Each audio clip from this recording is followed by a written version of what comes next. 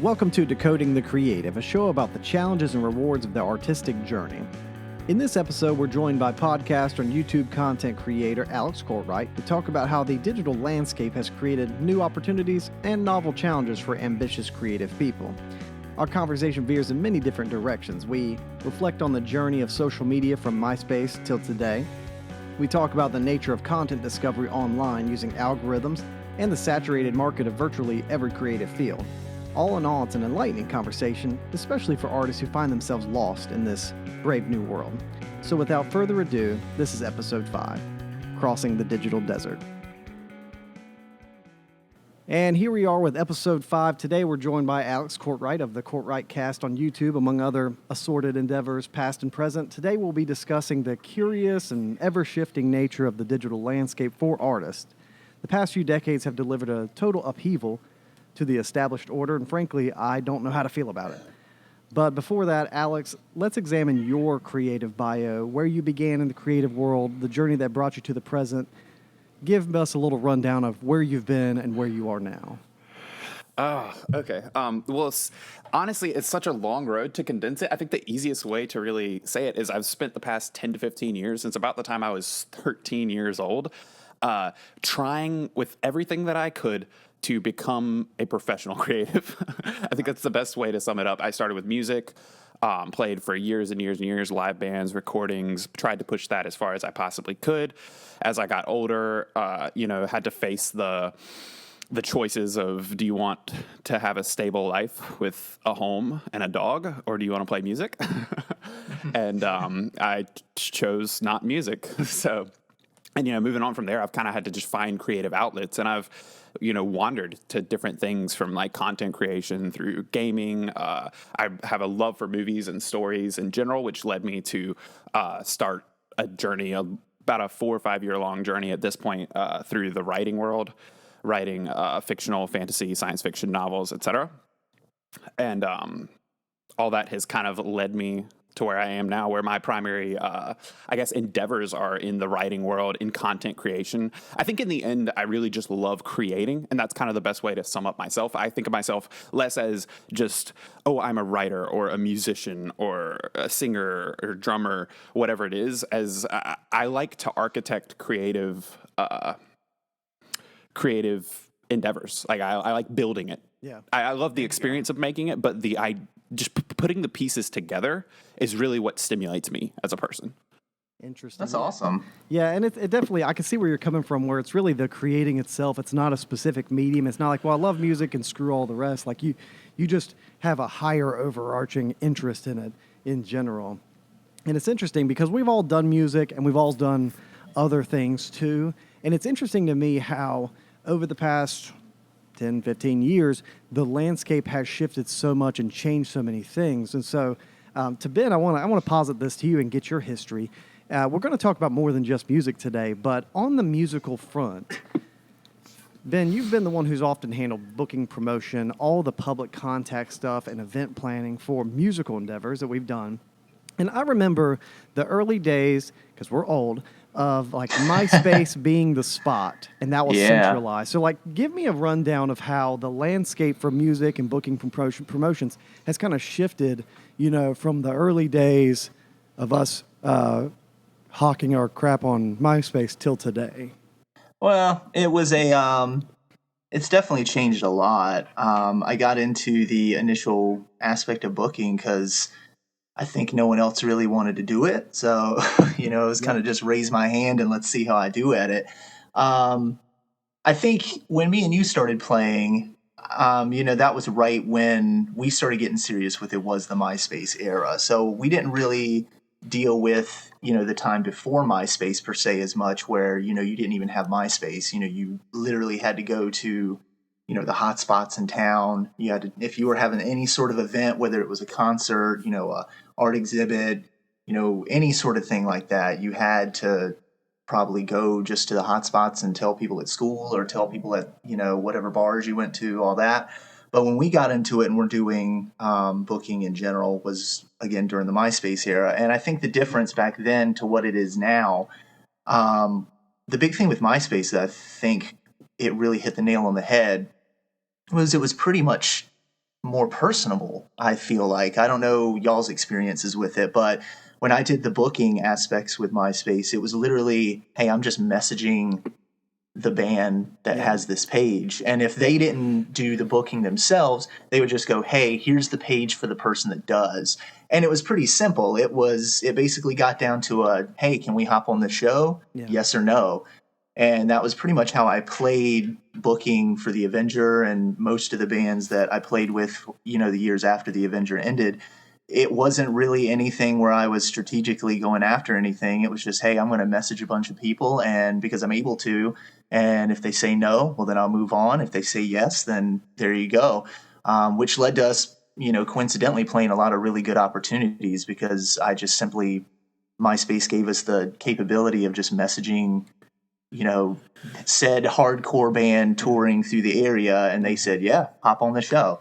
Nowadays, when I have dealt with the booking here presently in the past couple of years, 2019 up until the pandemic started, booking was weird. It's just a whole lot different now, because I don't feel like Facebook has, the personal touch to it, I guess, that MySpace would be.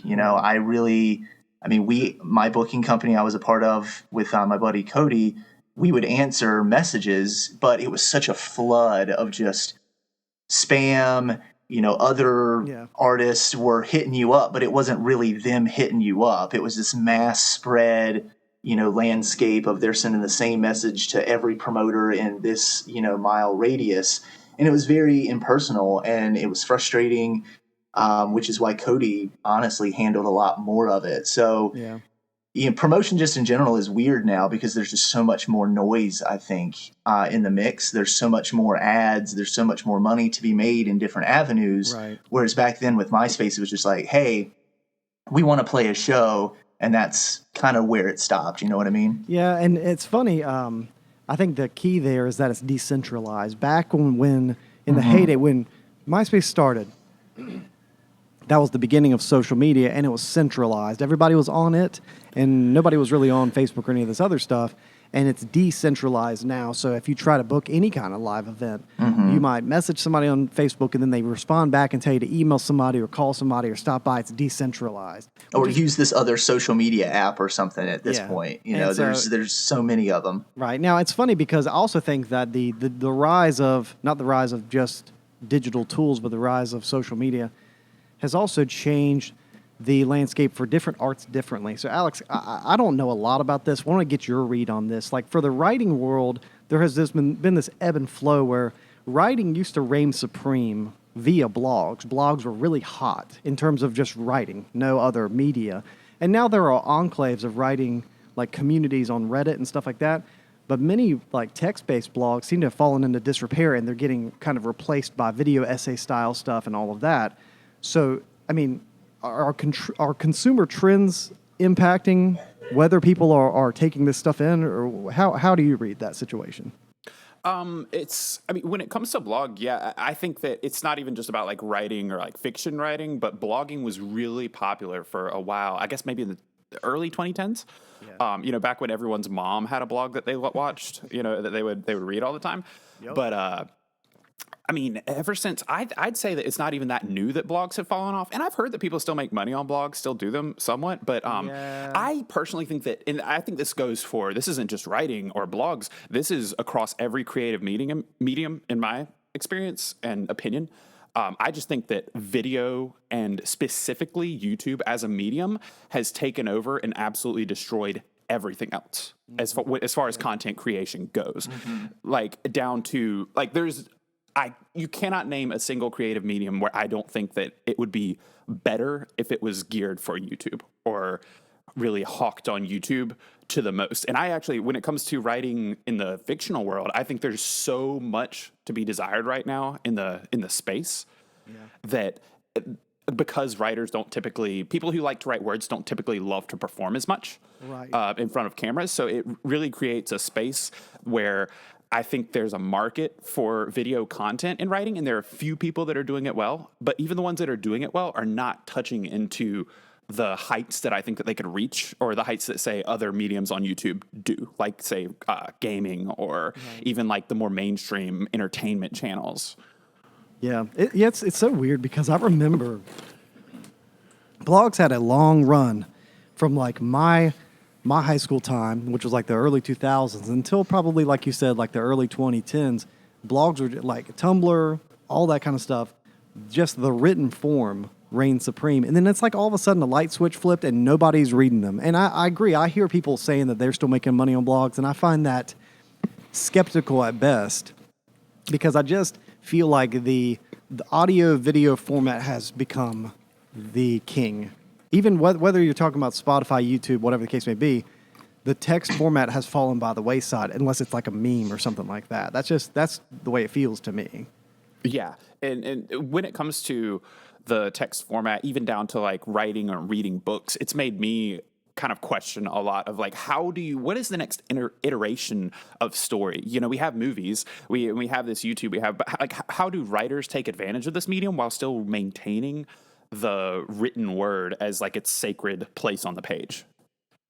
That's a good. Yeah, I think a really funny opinion that I would have on this, and I mean, I'm not too big into the writing world. I dabble in it, casually. But in the context of what you guys are talking about, what I've seen, I feel like the reason why the audio and visual has become such more of a focus in creative output nowadays is because if you look at it, that world can evolve. Like there's this new equipment, there's this new technology, there's new ways of making the audio visual aspect on like YouTube per se more enhanced as time goes on. Whereas with writing, you're writing, and there's not really any way you can evolve just written text versus the visual and audio stimulation of, oh, look at this new camera that just came out and I can use all these cool new features to make my video look more aesthetically pleasing or sound more aesthetically pleasing. So I think to me that's why, especially with the younger audiences nowadays, that's what they're drawn to, is that video audio aspect that's always evolving. And the trick is really, if you build it, they will come. And it's less about it's less about what kids are into or whether people want to read versus watch versus whatever. I mean, obviously there's always going to be that baseline. People will enjoy visual stimulation more because it's easier to access in general. Mm-hmm. But really what platforms like YouTube, Spotify, but more specifically YouTube did was they created the platform that was so good at what it did that it made people come. It wasn't like people were just like, we really, really want visual content, so we're just going to go take, a subpar platform. YouTube has the best algorithm in social media. It manages to keep users on the platform for insane amounts of time. I mean, everybody knows the memes and what it's like to get sucked down the YouTube rabbit hole of recommended videos and of different. And that's also why creators gravitate towards it too, because it's the best method of discovery. And when you talk about written word, both for anyone just doing more like casual blogging versus like even writing fiction, there is not an avenue that is as easy or as rewarding to get into and get your stuff out to the masses. And I think that's why, and I think when it comes to writing, a lot of people that write tend to be a little bit older or geared towards older audiences. And I don't think they realize the opportunity that is there. There are some people that are doing it, like on YouTube, creating content or based around fiction and things like that. But when you look at the whole, I think the industry itself, like if you look at what the methods, the marketing methods, the content scheduling, and just the way that they go about creating and the creativity that's involved in what people are doing on YouTube now, if you look at like, say, gaming or even like entertainment, like Mr. Beast style entertainment, they're so many miles ahead of anyone in the literary space in regards to what they create. Yeah. Well, and I will say I have to really take us and delve us into the subject of the algorithm itself, because I will say I have a lot of feelings about that. It's because what we're talking about when we talk about the algorithm is the machinery that helps you discover content. And it has shifted so much. I mean, back in the day, we used to discover new music via your friends, your family, the radio. Remember that whole thing? The radio used to tell us what to listen to. And now there's a lot of platforms that are propelled forward by algorithms, which are just AKA supercomputers. That's really what we're talking about. So you have YouTube's algorithm, which I heard a study that said like 75 or 80% of YouTube usage is driven by the recommended feed. Like people are more or less following the recommendations of that supercomputer. So I'm interested to hear from both of you guys. Like, how do we feel about this new realm where what you listen to or who listens to you and who finds you is guided by something that is truly not human, and it's a fairly new concept, right? Yeah, I think it could be a double-edged sword, in my opinion. I think there's a lot of good that comes out of the use of algorithms and the way it works now, and I think there's also some negative that can come out of it. I think the negative that would come out of it, I guess, on a creator standpoint, is because of so much content being out there. You can get lost in the mix, I think, a little bit easier than when your friend personally told you about something. I don't know. It felt a little bit more, it felt real. I'm going to spend some time. I'm going to look this up and I'm going to not just watch this one video, but let me delve into more of their content because someone personally told me.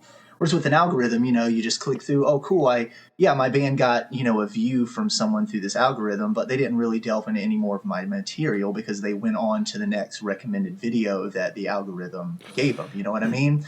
If I'm making sense. So I think, that's the negative is I feel like you can get lost in the noise a little bit more because there's so much content and the algorithm might not, work in your advantage of making them go down more of your content. But I think the positive side of it is that, now you are becoming part of something that gets your content to more people versus you having to get your friend to tell another friend and then that friend tell another friend and then that, and then go down that chain like you normally had to. So the positive side of it is really neat because, technology really has propelled the careers of people without them honestly having to go out and do as much word of mouth as they used to. You've got careers that are made solely off of, I put a song on SoundCloud and or YouTube and it got the popularity and the buzz going with those algorithms. And there you go. Now they're selling out stadiums. So. But the thing you really have to look at is that it's very easy to look at the kind of old world of creation and how you market yourself to people, through word of mouth, through your friends, through things like that. But when it comes down to like an algorithm, it's not a type of thing where you're just putting something into the void and then you just get big off of it or make a career out of it. I would say that trying to be heard, it's like a sea of noise. So on one hand, the cacophony can be too loud so that you're trying to push yourself out. But I think it doesn't weed out the bad, but it makes the people that are successful have to work so much harder to make sure that they are keeping people watching their videos and that they're not moving on to the recommended videos. It's not a thing where YouTube's just like, oh yeah, these people are, they're good. And then I just pitch it to them. Like if you post a video, you don't just get pitched to a bunch of people. You have to work. Like I would say in my experience across both the kind of word of mouth space of like music and things like that, to the new world of media, it is 10 times harder to make a career out of something like YouTube or online, spreading the word and growing popularity because there's so much noise that you have to stand out so far above, and you don't just have to have your content stand out. The man hours required for those kinds of things it's unthinkable, honestly. The man hours you need to really be able to make a career out of like content creation. Yeah, it's and I wouldn't say with my point, I wouldn't say it's necessarily like you just put a video out there, people discover it, and now you don't have to do anything. I would say the initial discovery, I would say, is initially easier in some ways, but you're right. With so much that negative aspect where I said there's so much noise out there, you do have to work 10, 20 times harder than you used to back in the day because, and in the attention spans too, because you could be hot right now, but someone comes along next week and, the attention span changes. So you do have to be on your toes and keep keep the content rolling to make your career a lasting career. That, and there's a real business behind building the career itself, which is really hard for solo creators to do, because a lot of the biggest creators have massive teams around them now. Exactly. And like even to this day, there's just so much business into actually marketing yourself that even if you're marketing and it's like, oh well, YouTube has an algorithm or whatever the social media platform is, you know, there are massive YouTube channels that still say it's so hard to find good thumbnail designers. People just don't understand. There's so much that goes into designing your thumbnail alone, how you're tagging your videos correctly through your description, your tags, your title itself. Like I've probably consumed like hundreds of hours of just base science surrounding the marketing of a YouTube video. Wow. And I feel like I don't even scratch the surface. Like there's so much that goes into everything that's not just the, I guess, like filming of a video or whatever it is you're creating, the creation aspect of it, that the work is, I think it's far harder these days to do it. Yeah, and I think that, I mean, one of the things we have to recognize about this whole algorithm discussion is that, like, first of all, the algorithm is necessary, because if these platforms didn't have some kind of curating feature, they would be garbage. Like if you were on YouTube, or TikTok has a very strong algorithm feature, and literally you were scrolling and it just fed you random stuff, or just fed you literally the newest videos made, it would be so garbage that you wouldn't use the app anymore, and those entire companies would fail. So the algorithm is necessary for the continuation of the platform itself, because otherwise, and it's kind of like with Facebook. Facebook, to some extent, curates your feed, because if you just literally saw the newest thing your aunt or uncle or cousin was posting just because they're on your they're on your friends list, that would lead to less viewership, less engagement. So the algorithm is necessary, and I think that we have to recognize that a proto-algorithm existed before all of this, before YouTube, before TikTok. We were the algorithm. Like popularity, for example, I remember back in the day with the Avenger, we would go pass out flyers at the Greenville Mall for shows, right? Yeah. And so was that not a proto-algorithm? It was basically whose hands we got a flyer into, which of course, to some extent, we're not just handing them to everybody, we're handing them to people that we thought looked like people who would go to a hardcore show in Greenville, North Carolina. So like we were the algorithm in that circumstance. I mean, it's not like there's never a curation. Your audience can't be random people, right? You have to curate your audience somehow. And in this scenario, the platforms and the systems are somewhat doing it for you, even though there's a lot of work on your end you have to do too. Yeah, I would agree. Yeah, and what I really love about the algorithm age is there's a part of me that's like I don't like how digital everything is. You know, I don't love all the oversight, all the algorithm control. You know, I can definitely go down that route where I'm like, I just want to move out into the country and like be completely off the grid. But then I guess the businessman in me is I love the algorithm and this age, because a lot of things back in the day, it's like it took out the middleman. It took out the barriers that some people had, you know, things like not being as popular, not living in a great area for that kind of thing. A lot of the connections, the luck that you had to have. Now it's more like if you work your butt off, you can find that success. I mean, there's still going to be elements of luck to it, but when it comes to an algorithm, the algorithm doesn't care. I mean, obviously it's going to favor larger creators, but in the end, what it cares about is if people liked your video. So instead of being like, well, I live in this place in North Carolina where people listen to country music and not hardcore music, so I can never go anywhere, or expand that out tenfold.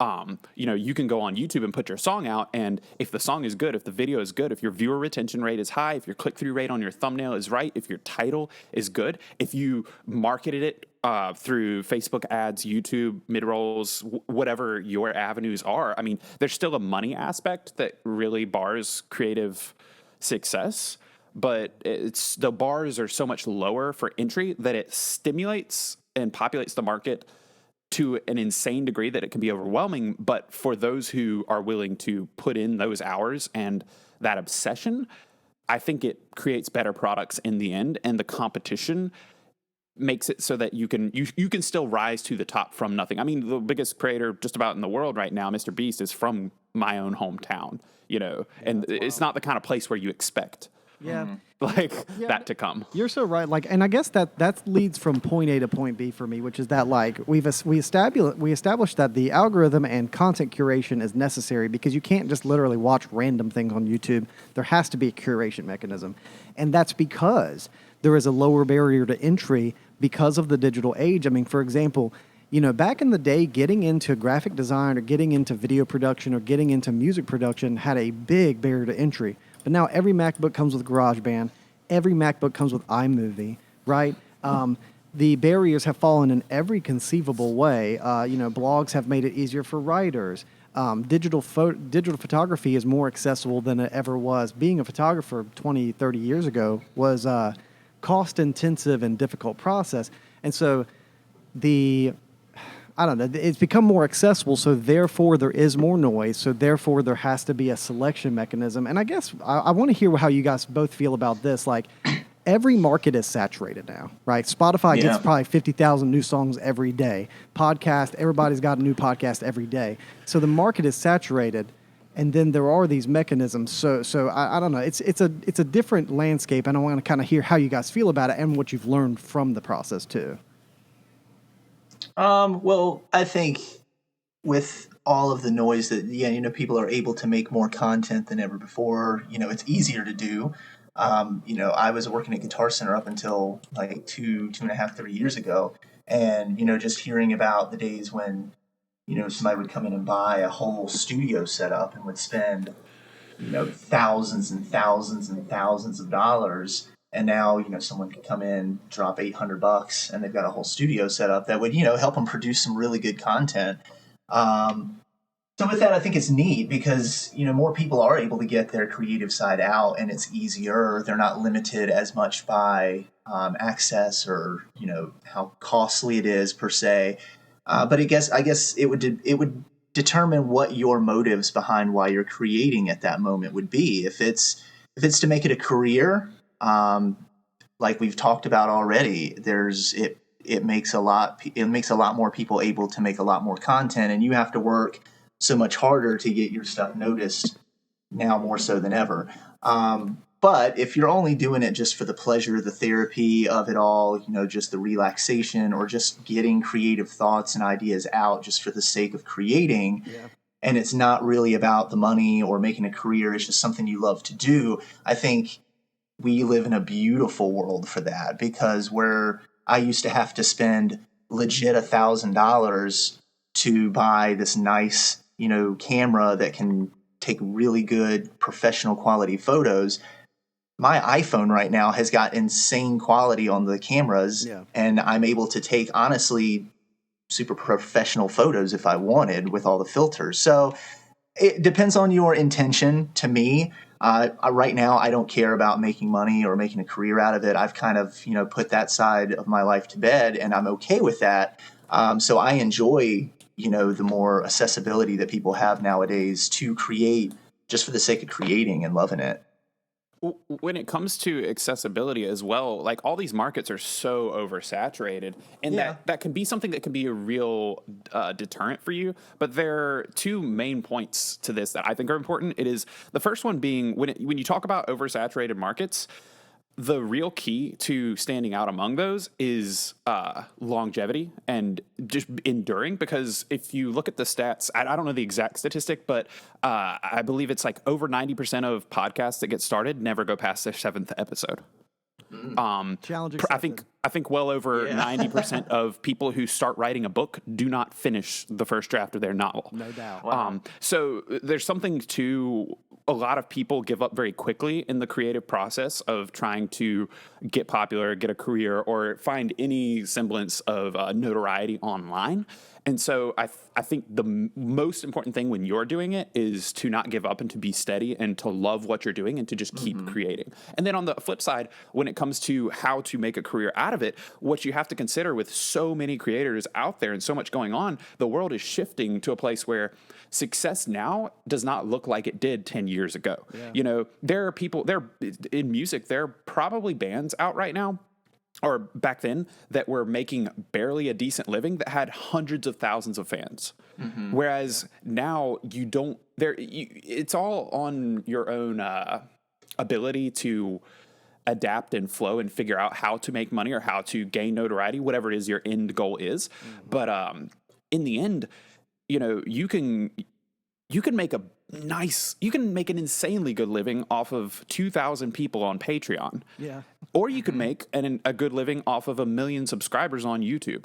Or whatever it is, because we're in an era of almost micro influencers. I hate to use the word micro because micro is typically considered like more local versus the larger influencers on platforms like YouTube and Instagram, TikTok, things like that. But the scales have changed. 15 years ago was like, oh my God, this is Ariana Grande, Justin Bieber. And obviously those people still exist and they're still big. But there are people who can make really solid livings that are celebrities in their own world, like their own small world. And you didn't have the ability to do that 10 to 15 years ago. Oh, yeah. It's like there's infinite partitions. And I think that's really fascinating because I look at TikTok as a great example of that. I mean, imagine if you got on TikTok and you were going through their For You page, which is their algorithm-driven discovery engine. And if it were just like Kim Kardashian, scroll, Justin Bieber, scroll, Ariana Grande, scroll. Like at the end of the day, instead of it being 50 creators with 50 million followers each, it's instead a bunch of people with 5,000 followers each. And so it's been democratized in that way, which I think is a great thing, but it does make every crowd smaller. It's just like TV shows. Like every show can't have a blockbuster audience if there's 50 new shows coming out this week. It's just, you have to accept that the landscape itself has changed when it comes to consumption of content. Exactly. It's bubbles. We're creating bubbles. And that's what I always tell people about TikTok specifically, because there are a lot of people that get on it, like adults or men that go, oh, I hate that app. It's a bunch of kids dancing and stuff like that. And I get it, because if you just turn on your phone and it doesn't know you yet, you might see some of that. But I found, so as someone who's experimented with TikTok, I ran a gaming TikTok. I was able to, get hundreds of thousands of views, and I didn't continue with it at any point. It wasn't like I didn't become a big creator, but I was able to figure out how to garner those kinds of views and growth. And when I was in that process, I had to follow different accounts and watch different things, and I started spending more time on the app. And I found within 2 days, all of a sudden, my entire For You page, whereas other people were like, this is just a bunch of kids dancing. This is for 12-year-olds. This is gross. This is awful. I hate Gen Z. That's what everyone I talk to about TikTok goes there. Yeah. And I definitely understand there are problems with the platform, but when I log on to TikTok, I find really sick clips of gamers pulling off really great kill streaks or really cool shots. There, I see sports. I see anything I like, anything that I linger on or like. So there's an account that I see that's a guy touring Ireland. He's showing you great views of Ireland. There are people showing you the coolest Airbnbs in the world. There are people doing DIY tiny house projects, taking you through the process in 60 seconds. There are writers giving you tips on how to write. Yep.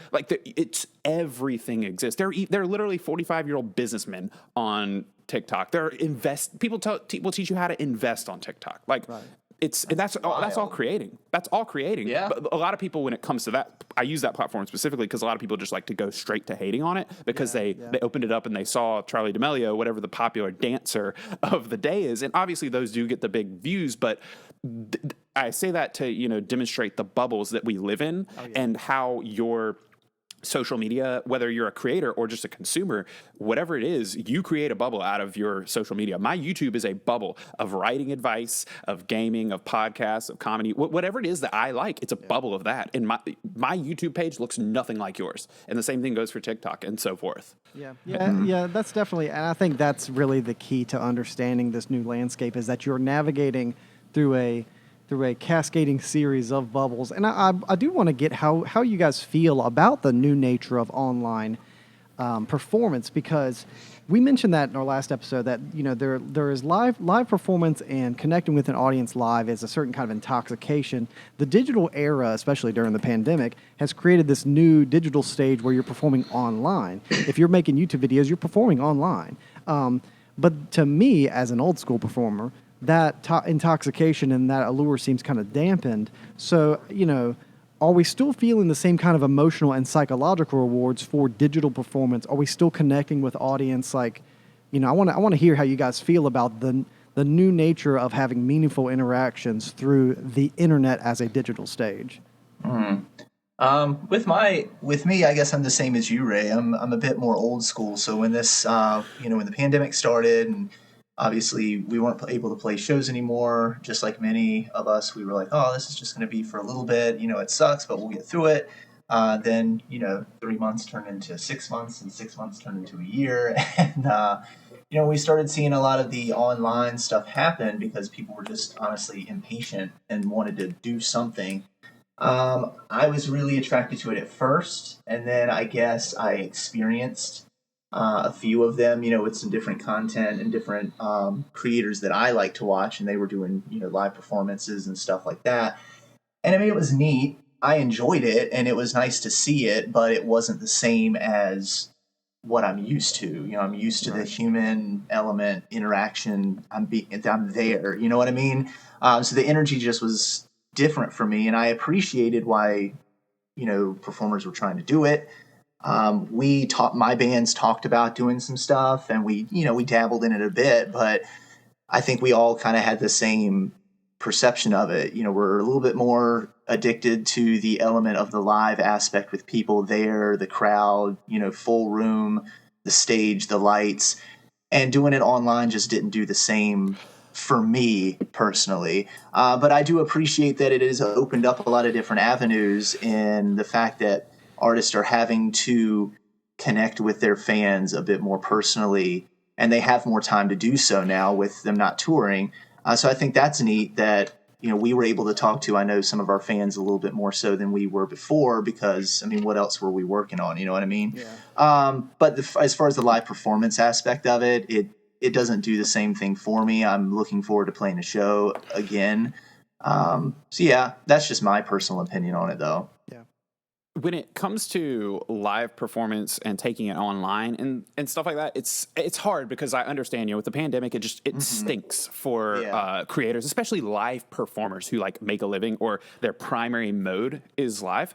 But live online and live in real life are two very different things. And the problem that you're speaking to, Ben, is it's a hard one to tackle. But the biggest thing is that a lot of these, especially music, a lot of these bands are trying to take what they had in real life and place it online and find success.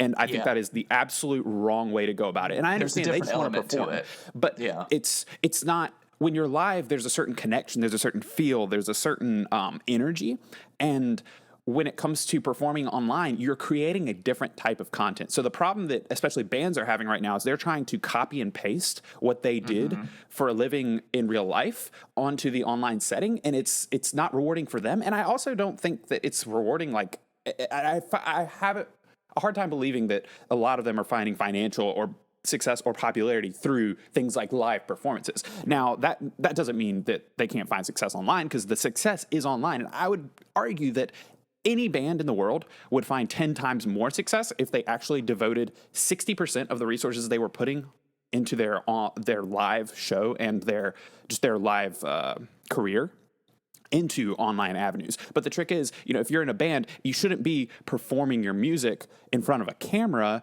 pretending like it's a live show. You should be recording covers. You should be recording songs, music videos. That's a basic element of it. But what you should also be doing is this is a little bit older, but people still do it. Reaction videos. You should be doing tutorials. You should be doing Q&As. There's a million different types of content that you should be creating. And then even when it comes to live online is not about the performance. It's not about the spectacle. It's about, and this is something I learned, and it's something I don't understand as much because I'm new school, but I don't exactly come from the new school as much. But I understand why they do it, but I don't relate to it as much. But the online experience, and I learned this in gaming, is that for a lot of people, and especially kids these days, the online experience isn't about the spectacle. That, you can see something fun, you can see something visually stimulating. It's about the connection. So what bands are doing when it's in music is they're performing, but there's no connection.